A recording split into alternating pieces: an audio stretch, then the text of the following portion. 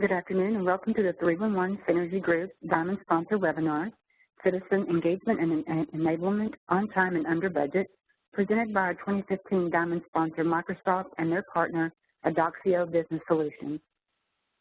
The 311 Synergy Group invites you to join us for our annual 311 Synergy Group meeting in Phoenix, Arizona, next year, April 24th through 26th, 2016.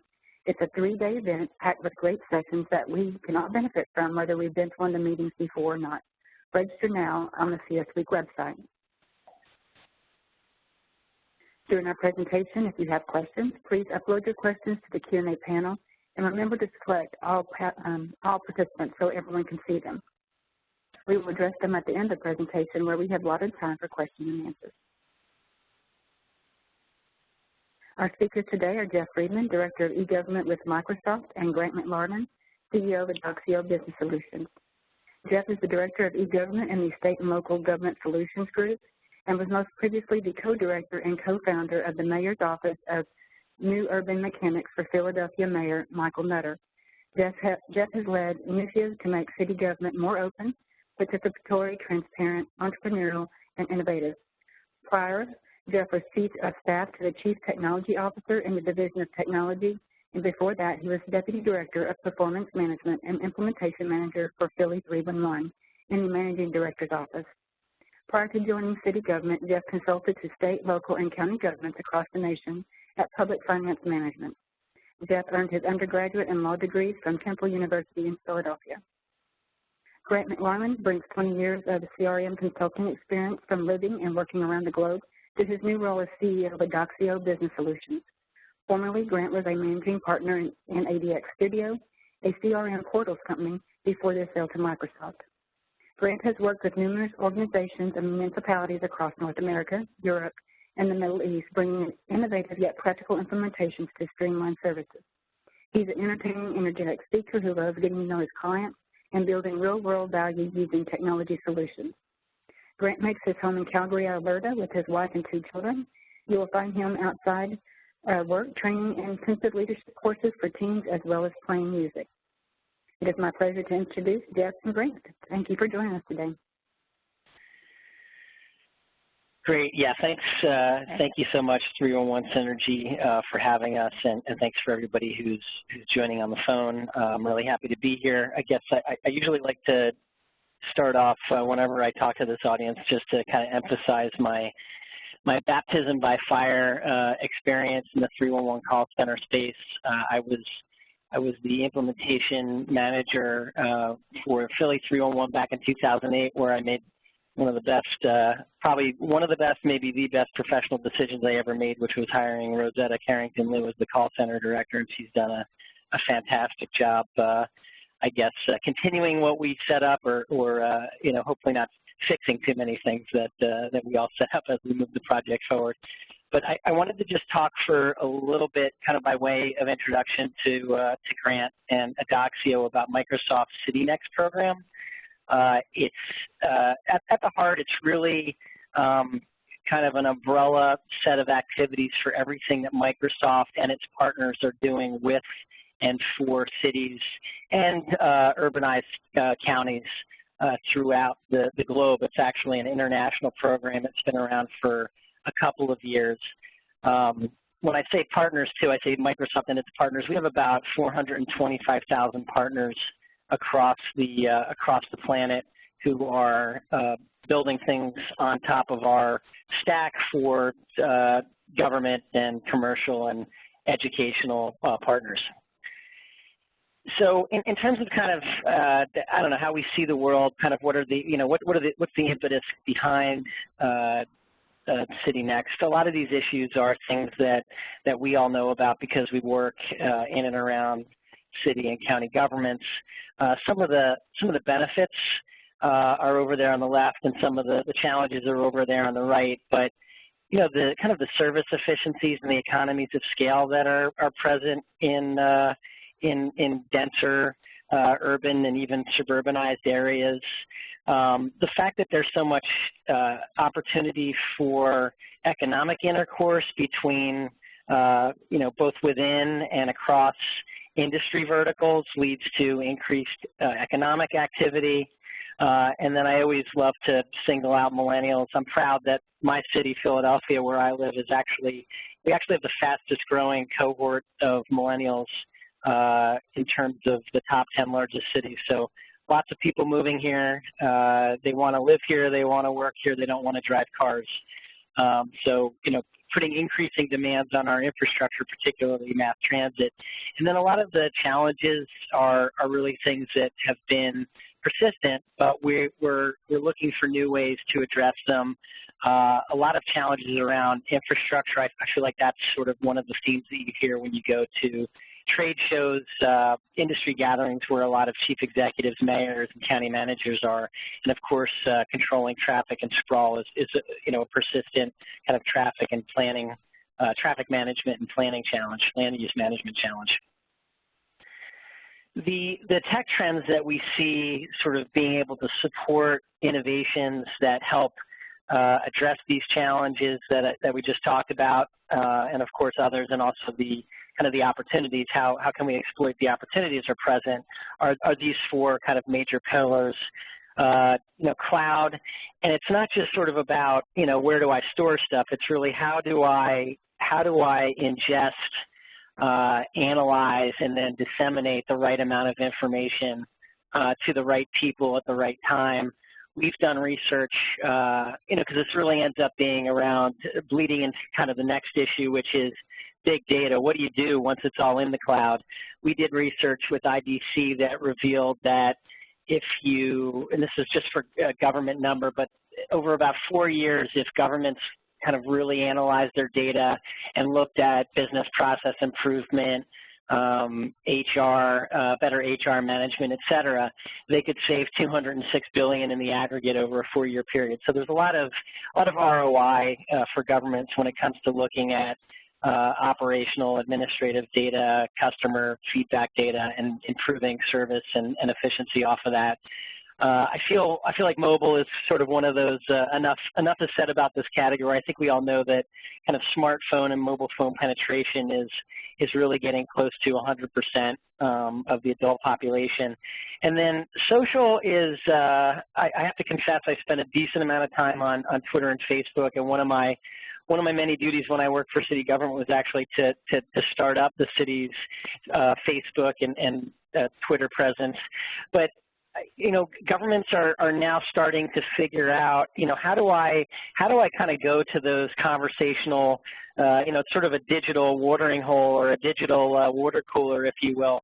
How do I go to those places and those conversations where there really are already tens of thousands, hundreds of thousands, millions of my constituents, and how do I better analyze, synthesize that information so that I can better discern what are people talking about, and what do they like and what do they not like, and how do I attach those likes and dislikes to particular demographics or geographies, and then what kind of prioritized variegated strategies can I come up with to basically do more of the stuff that people like and less of the stuff that they don't like. In terms of, again, more sort of in terms of the overall architecture of how we think about this program, it's really about leveraging what you have. So the idea is that, we're focused here on kind of technological infrastructure. It's not about ripping and replacing everything. It's figuring out what you have and how it can be improved, enhanced, possibly with additions, but maybe just with better use of what's already existing. And then, just realizing that everybody has their own baseline. Every city government, every government, local government has their own baseline, and you need to innovate at your own pace and be comfortable with progress. And then these are kind of the 3 pillars where all of our activity in CityNext gets folded into: transform, engage, and accelerate.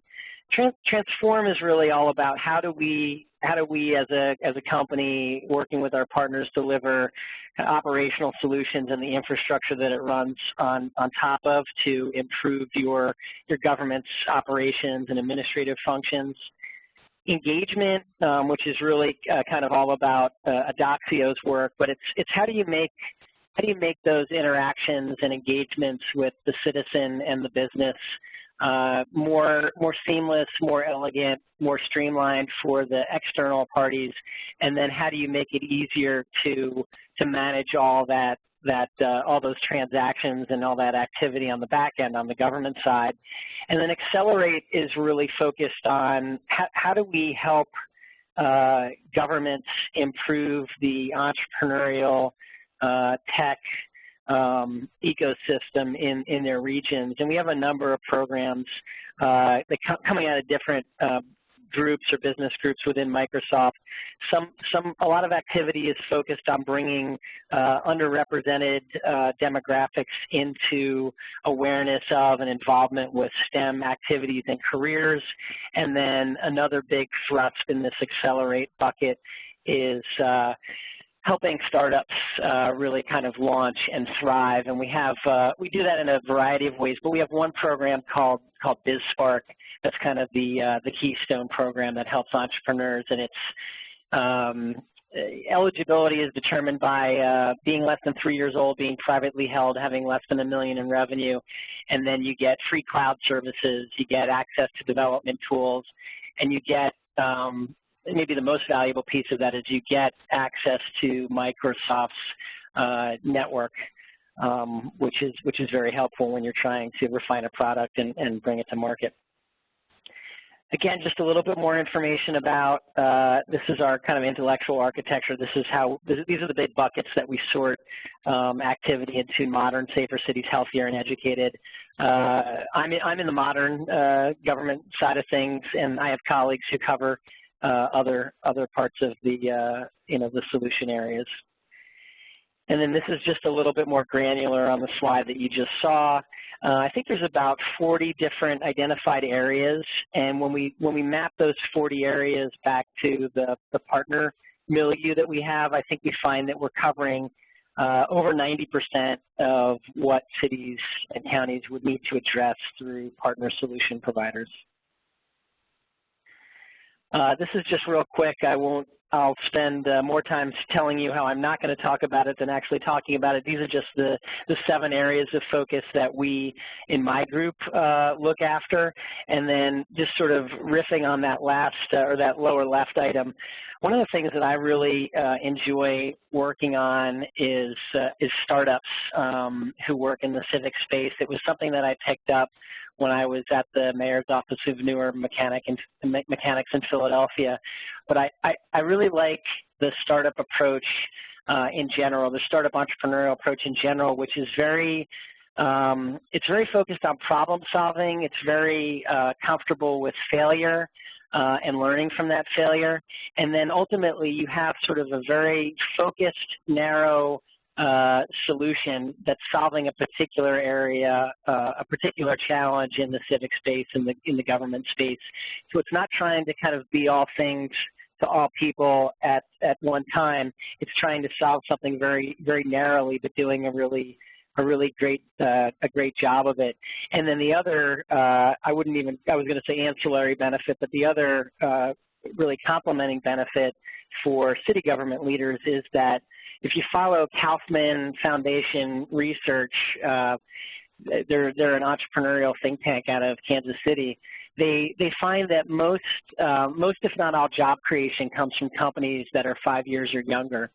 And when you look at tech companies that are 5 years or newer, the job creation and wealth creation numbers are even more pronounced.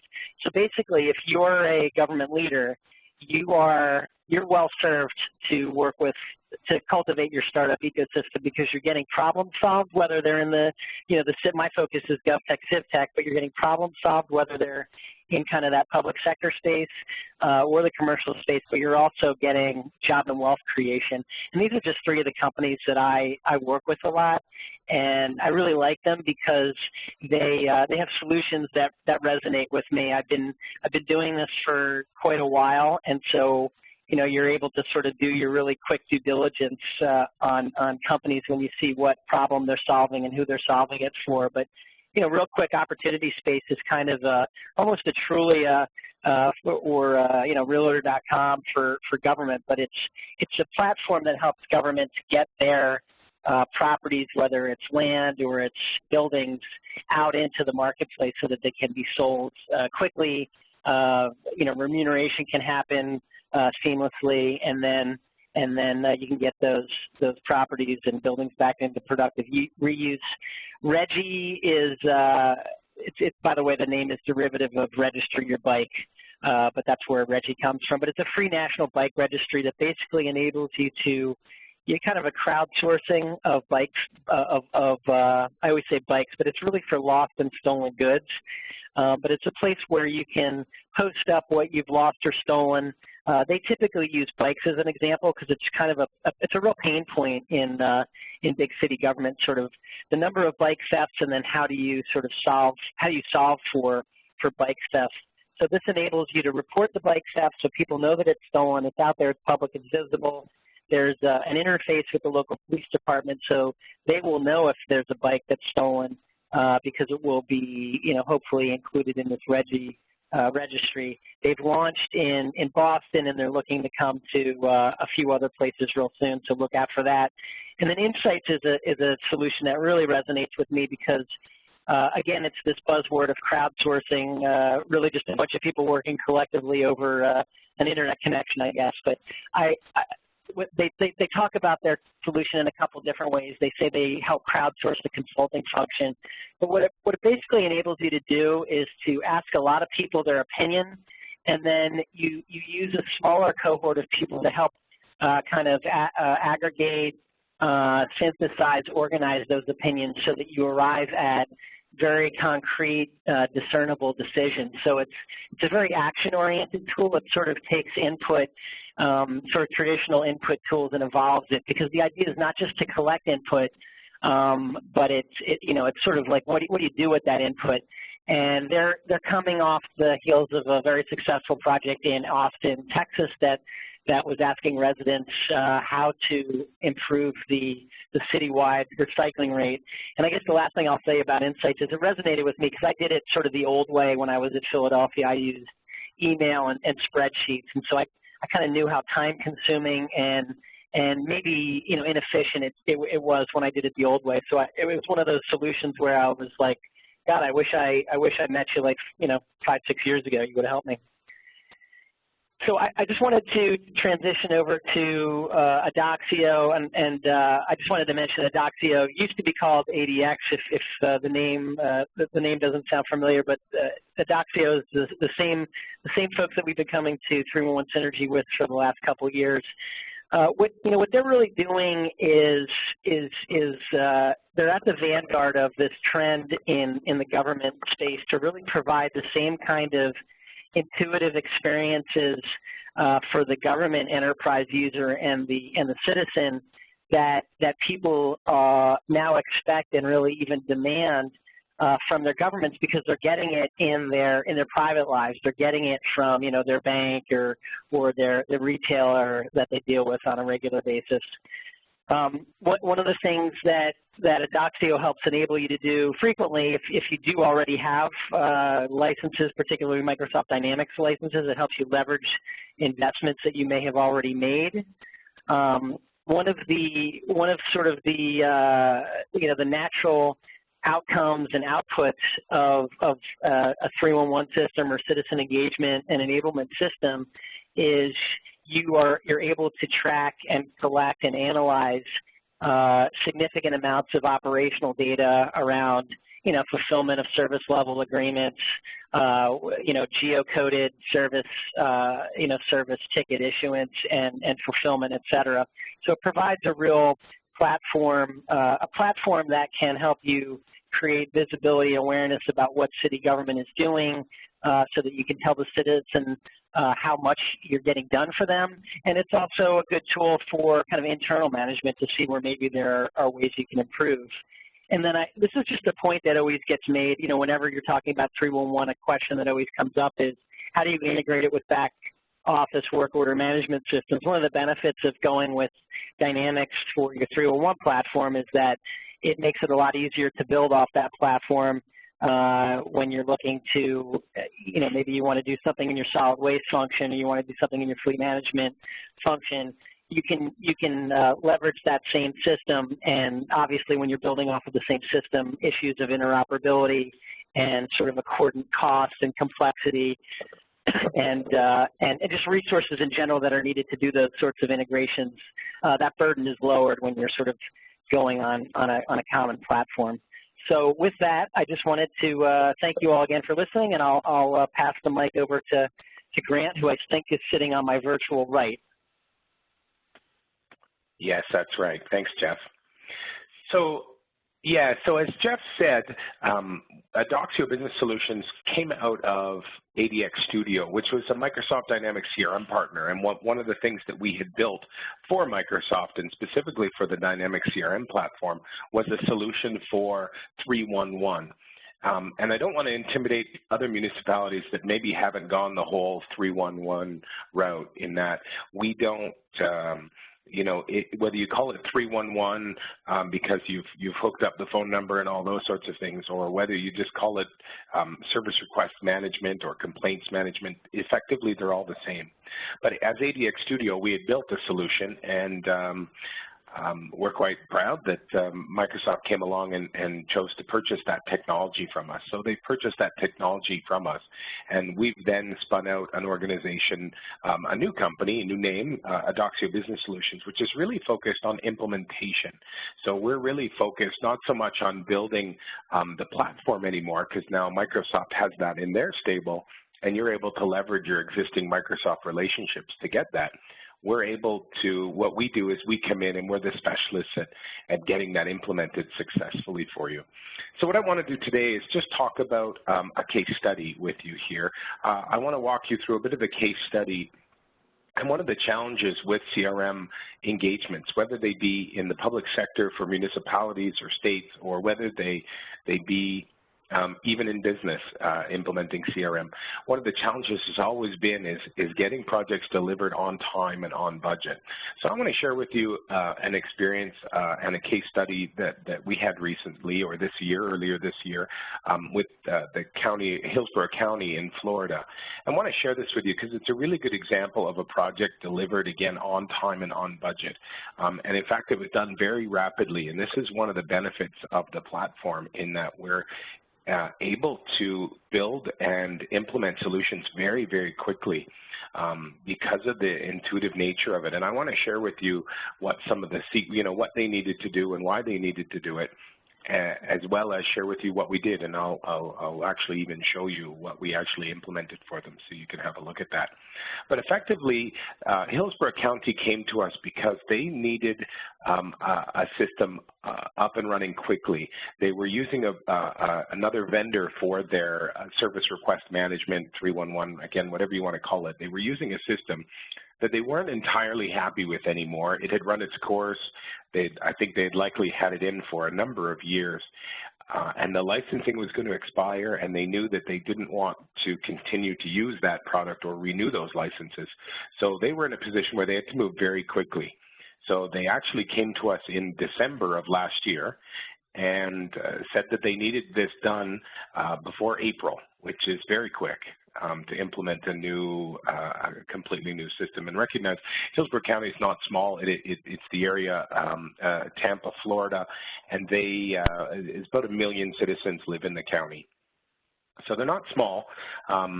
So they had this real challenge, and they came to us with a few tenets that were really important to them.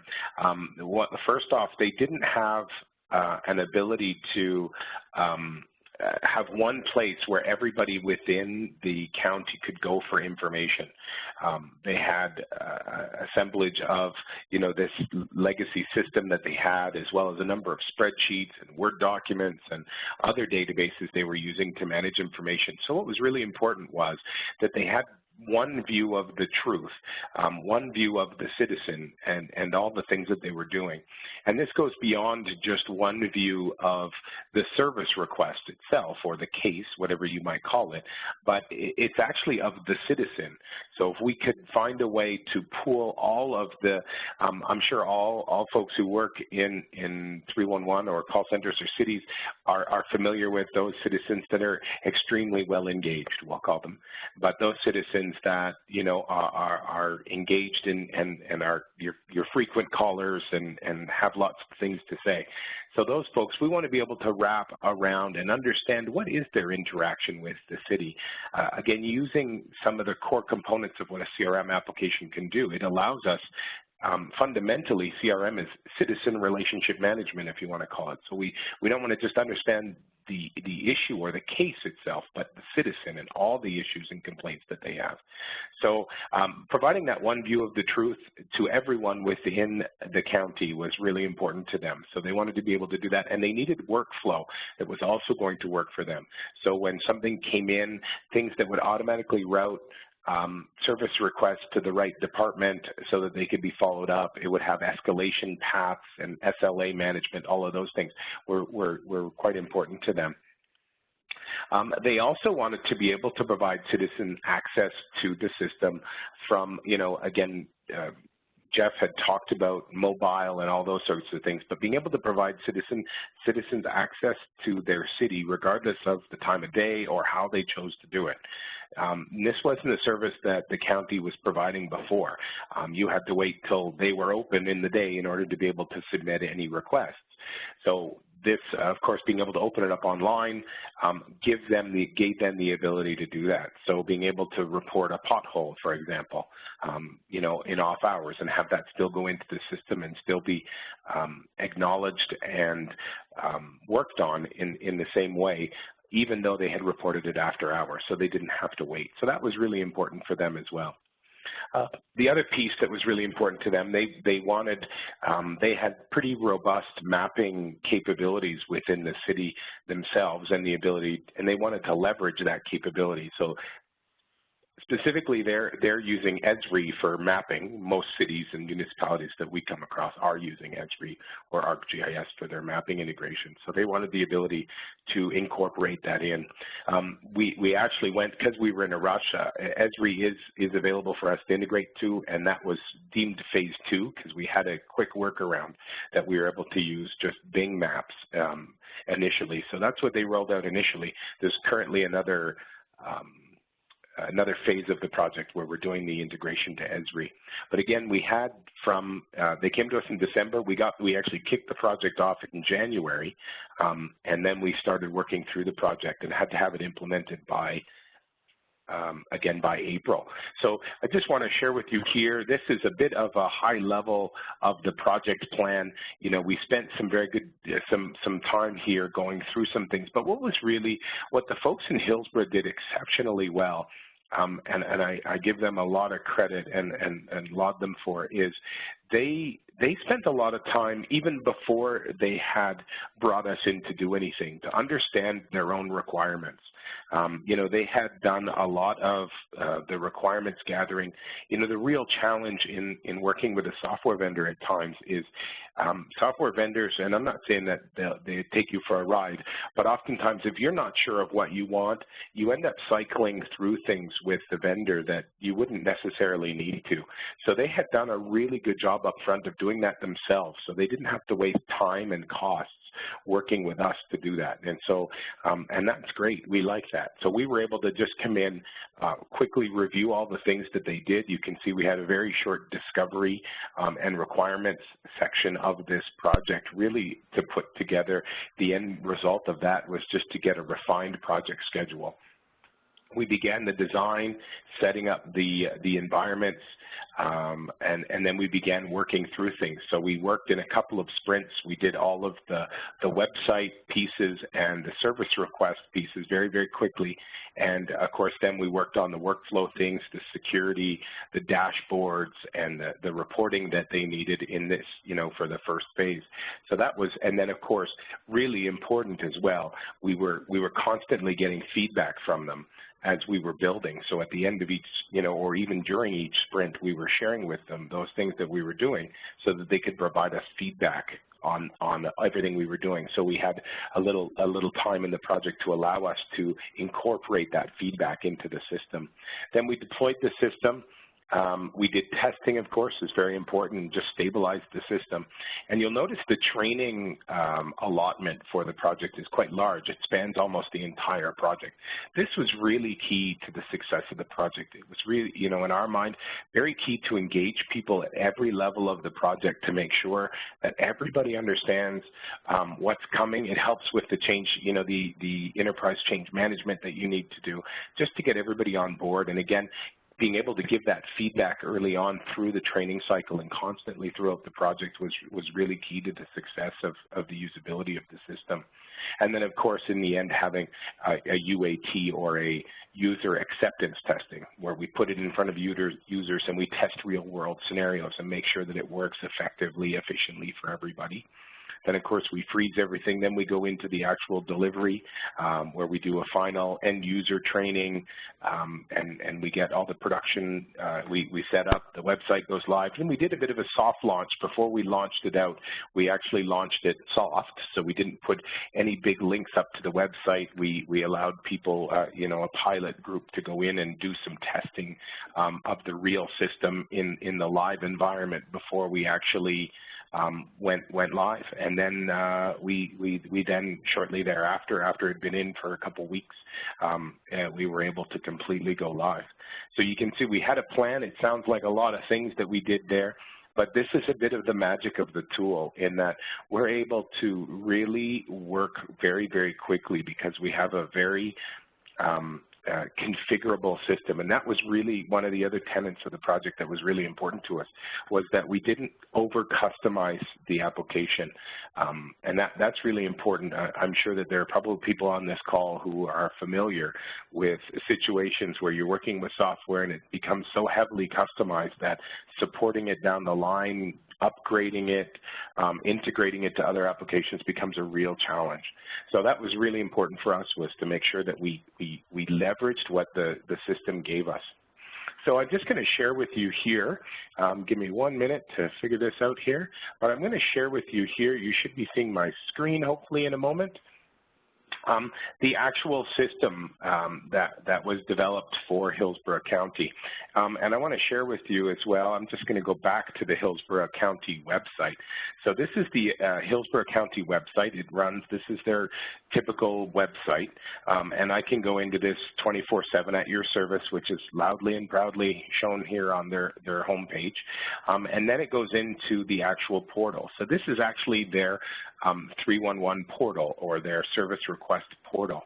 And some very interesting things here. You'll notice that even though this is a different technology happening here than is running their primary website, it integrates, it's seamless, it doesn't feel like you're in something different than you were when you were on the home page. So the look and feel, that was really important, that we were able to maintain that look and feel. So it looks and feels just like their system, and I'm sure a lot of this stuff looks very familiar to you.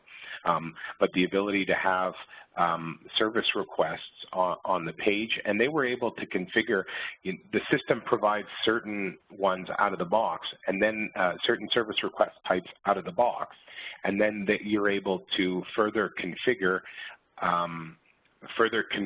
new service request types as you like. And one of the challenges is, in a lot of organizations that we go into, is that you may have a fair number of service request types. In fact, sometimes we go in and you might have, we've seen municipalities with 400 different types of service requests. So one of the pieces of work at the beginning often is to rationalize all those service requests, to put them into bigger buckets, to allow us to make that a little more manageable and certainly user-friendly for a citizen when they come online. So, for example, under animal request, you could have a number of different types of animal requests. So the animal request could be, somebody complaining about a loud animal or the type of animal that someone's keeping. It also could be about a lost pet and those sorts of things. So what we do is we rationalize those into a smaller subset of service request type that's more manageable to be able to present online. In addition, so it has the full workflow here. So, and each of these are customized. So depending on, you don't get the same questions. If I go in and I have an animal request, for example, here, you know, the questions I may get here are going to be different. So you can see we have different types of animal requests. So it's very specific to the type. You'll notice that we have mapping integration, so it shows, you know, automatically where you are. So if, for example, this, you know, in an animal request, it may show you where, if you were complaining about a loud animal or something, it would have the address of where you were. But think of a pothole request where it would just track automatically the GPS coordinates of where I'm at. And notice I'm doing this without the need of an app. So that's really important. This works in a mobile context as well as it does on the website like I'm showing you here. And in fact, if I make this smaller to the size of a mobile device here, you can see it's all scaled specifically for a mobile device. So no valid location has been found because I haven't given it permission, but with your phone it would allow you to actually track your location, and you can take a picture and upload it. So let's say if you were reporting a pothole or graffiti, it would track your address and you would be able to take a picture of it and upload it as well, all from your phone. And we do this without the need of having to have that citizen download a mobile app. And that's really important because a mobile app just becomes another system that you need to maintain and build integration to. And so our position is that we think that the mobile app space is going to change a little bit in terms of some of the technologies coming that allow us, the newer technologies and the way that websites are built may preclude the need to use mobile apps where we would have had to in the past. So again, I just wanted to share that so you can see some of the mapping integration. You can see some of those things happening. I'm going to also, the other thing, because we have them on the map and because this was so important to them, it also allows us to show all of the service requests here on a map. So we are looking at their actual live system, but you can see, and I can hover over these things to see what they are. So I can see that there's road and sidewalk requests. What's nice about that is before submitting an event, I can actually come here and view if that somebody has already reported a specific incident somewhere. So I'm able to get that kind of detail. And recall that this what's really, some of this is systems that, you know, a lot of municipalities already have and other systems do. What's very powerful about this, everything that you're seeing here was delivered in 12 weeks. So the time to deliver this and the use of the software, again, it's Microsoft products, so people are typically very familiar internally. They were already familiar with Microsoft, and it works and looks and feels and actually works right within Microsoft Outlook. So it has a very common feel. So adoption of it is quite straightforward, which allows us, again, to implement it very quickly. So again, you know, there may be things here that you're seeing in other products, but you know, I challenge folks to look at being able to do it as quickly as we've been able to do here on other technology platforms. Again, Microsoft's given us a really beautiful platform to be able to do these sorts of things very quickly and easily on. So that's really what I wanted to show you in terms of showing you the case study piece for it, but recognize as well, I'm showing you the front-facing part of this, which is the web portal piece. But behind all of this lies the Microsoft Dynamics CRM application, which is doing all the workflow, all the reporting, dashboards, all of those types of things, all happening there. And we even have the ability to embed a page like this inside your city Facebook page, or if you have a 311 Facebook page, it can be embedded in there. We also have the ability here for someone to be able to sign in, and if they sign in, they can get status updates about their service requests. So you have a portal, and again, that allows us to connect that citizen back to the wealth of interactions they have with the city. And the nice part is it can go well beyond simply the customer service aspect and the 311 aspects of it, but you can use this same system for licensing and permitting and grant management and even emergency response management, all of those things. So it's a real platform that allows us to do a lot more than you think, and very, very rapidly, and that's one of the real benefits. And that's what we wanted to talk about today, was just how to implement really on time and on budget. Typically, if we can stay on time, we can manage the budget as effectively. So Amber, I'm gonna send it back to you. I'm gonna stop sharing here, And Amber, I'm just going to send it back to you. Well, thank you, Jeff and Grant, for that presentation. That was very informative, and we appreciate you sharing the case study for Hillsborough County. That was very informational as well. I wanted to thank the early attendees who started submitting questions, but just as a reminder, submit them through the Q&A panel, and remember to mark them for all participants so that both Jeff, Grant, and I can see the questions. And so at this time, Jeff, I'm going to turn it back over to you for Q&A. Great. Yeah, thanks a lot. So, Grant, I'm going to just ask you a couple of questions, but I guess it's really kind of general, and you could probably go in a million different directions. But why? Why was? I mean, Hillsborough County was like 12 weeks, 3 months. Like, how are you able to go so fast? Because I mean, my experience was certainly not a 3-month turnaround. Like, I guess what's different about your approach? What's different about the tech, what was different about the approach? What's different about the technology that would enable you to go, so quickly and effectively over such a short period of time? So I'd have to say there's a couple of reasons why the project was so efficient, and maybe I should dispel the myth that we can deliver all citizen service projects in 12 weeks, because that's probably not realistic everywhere. I give credit to 2 things for why this was able to happen so quickly. I mentioned Hillsborough had done their homework. So before they got started on this project, they had done their homework. They knew what they wanted. I talked about rationalizing service requests. They were very ready to do that. We talked about that in our very first meeting with them about how they were going to do that, going to need to do that. They went back and they did it. They had people on the project who were empowered to make those quick decisions and made them. So yeah, I have to put a lot of credit back to them, and they really worked hard to contain the scope of the project. Oftentimes when we get into projects, it's very easy to say, oh, well, we could do this, and we could do this, and we could do this, and suddenly those nice-to-haves become must-haves. And they did a really brilliant job of making sure that they didn't do that. So they managed, a lot of credit goes to them and the work they had done up front before they got to the project. The other credit I give is to the technology. The technology is very, I'm going to throw out a geek word at you, but it's very what we call declarative, meaning that we don't have to, we don't need developers to do much of the work. A lot of the work can be done without having to bring in high-priced resources or resources with special skills. A lot of it is just drag and drop. When we want to be able to create the branding for the website, for example, it's just drag and drop. We drop in the logo here, we put in the content here, and I don't need to bring in special resources to do that. So we were actually even able to get some of the county folks to do some of that work themselves. And of course, part of that technology, it wasn't the case in Hillsborough, because Hillsborough chose to put it on premise, but if you were to go into the cloud, we probably would have even saved a few more cycles, because the cloud even allows us to spin things up even more quickly.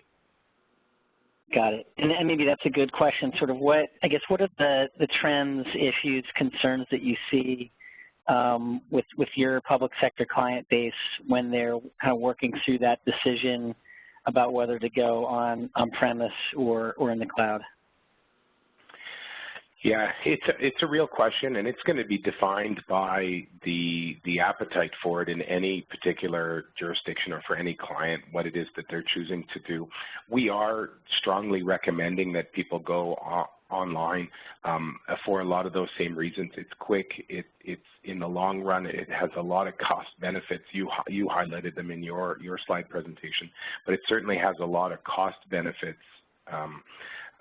In the long run, in that you don't need to procure hardware, you don't need to procure all the underlying software that might be required.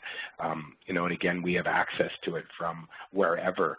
So even though none of our development team would actually need to go on site, and so there's costs of the implementation that go down, because if it's in the cloud, we can access it from wherever. Some clients are still concerned about security in the cloud, and that's come a long way. And those people who have questions about security and those sorts of things, certainly we could have a conversation with them to help them understand the new world of security in the cloud.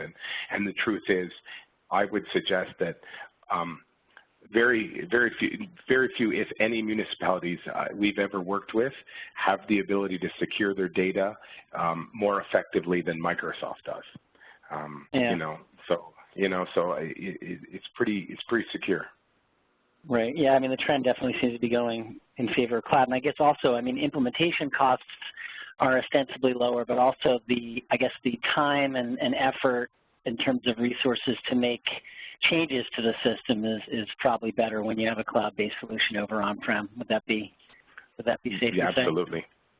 Absolutely. And again, that accessible everywhere makes a world of difference to the actual implementation time for a project. Yeah. Right. Yeah, absolutely. What about, I know when 311, I guess, has been around for almost 20 years now, from starting in Baltimore. But what, and at that point, it was really for big cities. These systems were, all on-prem, multi-million-dollar implementations. What are the trends that you're seeing in terms of implementation and adoption in smaller mid-sized cities? Like, what's the, I guess, what are the trends you're seeing? And I guess maybe how do the current offerings make it easier for those cities? Has the barrier to entry been lowered for those folks? If you have a city of 100,000 or 50,000 or, 200,000. Yeah, absolutely. Well, and we're actually looking specifically, there's a number of things that Microsoft is doing, and we're working with Microsoft on to really look at that segment. You're right, because that's why I like to talk about the difference between 311 and customer service, because not all municipalities are ready to talk about the whole 311 piece. You can get into just customer service request management the way that Hillsborough County has without having all the phone number and all the infrastructure. And we're seeing that the barrier to entry is, as you say, isn't what it used to be. And these $1 million projects can actually be, you can actually deliver some of these projects in 5 figures, less than for less than $100,000 in implementation services. It's possible for you to implement a customer service system along the lines of what we just showed for Hillsborough County. So, I think that those barriers are coming down all the time, and the cost of the software itself is also, again, you don't bear the costs. If you do it in the cloud, you don't bear some of those hardware costs and underlying software costs. So I'd say for smaller and mid-sized municipalities, it's a different playing field than it was even 5 years ago. Got it. And I guess just maybe to tease that out just a little bit more, I'm not sure if we can get too much further, but in terms of, and when I say 311, I should be more precise with my language. I mean, I really do mean kind of citizen and business engagement and enablement. So I don't mean to imply that I think the phone number is always there, but I mean, are we finding that if you don't have that expectation anymore and the technology has improved so vastly so that you're able to do more in terms of the self-service, are a lot of folks, like, they're not even creating that expectation of the 24/7 phone or the 8 in the morning till 8 at night, Monday to Friday phone coverage? I mean, it's always going to be up to the preference of the locality, and they're going to figure out how to best serve their constituents. But I'm just surmising that maybe because the technology is so advanced, the phone isn't the only mechanism. And then, of course, the phone and walk-ins are the 2 most expensive costs per transactions, whereas, self-service, knowledge-based searching or service request issuance, those are cheaper mechanisms. And so you can do more. You can do new with less, you can do more with less. Well, it's interesting because what we're seeing over the last few years is the number of channels, the number of channels we call them, but the different communication channels that citizens are engaging with municipalities is changing a great deal, right? It used to be that, people would just call, and you could call somebody in the department, and that was how you dealt with it. Then, we had things like fax and the web. Now we have mobile, and then we have different social media channels like Facebook and Twitter. What's happened is all these new channels have come on stream, yet the old ones are still there. So people still want to be able to call. They still want to be able to go to your website. In some cases, they may still want a fax. Those old channels haven't necessarily gone away, but there are an increasing number of new channels. If we take a look at Twitter and Facebook, those have only been around for so long. Where are we going to be in another 5 years? How many new channels will there be in the next 5 years? So, making sure that and I always say this, making sure that you look at technology for CRM that is going to scale as the technological world changes and as cities want to keep up with those changes. Yeah, grow with you. Yeah. What I had one last we had one last one, but just going back to the Hillsborough case study, you had mentioned that they had really done their homework, so it made me think that, sort of what have you found to be the most successful approaches in governments in terms of the project management and leadership infrastructure? And I'm just thinking of kind of the executive sponsorship, the project lead. Like, are there any particular features of that infrastructure that you found to be more productive? Certainly, and again, Hillsborough is a great example of this, actually. So what they did, it was really about who was driving the project for Hillsborough that helped make this so successful. So IT was absolutely engaged, but they did not run the project. So the project was actually run by the communications team within the county. So they saw this as, so they were interfacing with the customer service teams, the IT teams, the various departments, but it was run by communications. So that was a big factor in their success. Certainly, what we find doesn't work particularly well when these projects are driven by IT.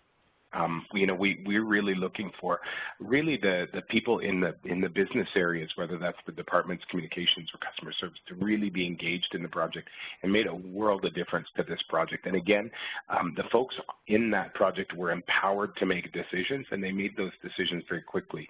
That was a real key differentiator in making this project successful, containing that scope. There's lots of project management methodologies out there that we could talk about, but at the end of the day, it really was the engagement from the business folks that made this successful. Got it. Great. I mean, it's a great story. Thanks for sharing it. Absolutely. Thanks for having me. Yeah. So I guess I think that's it. We do not. I'm just looking to see if we had any more questions. We don't have any more questions. So with that, I would turn it back over to Lisa to close us out. Well, thank you so much. And I'm not logging any questions over here that you didn't address either, so that's good. But attendees, if you discover later this afternoon or at some other time that you have additional questions, feel free to contact Amber Weems with the CS Week office, and she'll make sure that Grant and Jeff receive these questions so that you can be facilitated. Just want to let you know also that the webinar recording will be available on the CS Week website under the 311 Synergy webinar location, and it's circled there on the screen so you can find that we have a new website, so it's a little directional there. Just select the webinars option and then click on 311 Synergy Group. So that'll take you right there, and that'll be later this afternoon. And so we also want to thank today's presenters and the Microsoft and their partner Adoxio Business Solutions, Jeff and Grant. This has been, like I said earlier, a very informative and very well-delivered presentation, and I really enjoyed hearing the case study. So we want to thank you for joining us today, and we also look forward to seeing you at the 2016 311 Synergy Group meeting in Phoenix.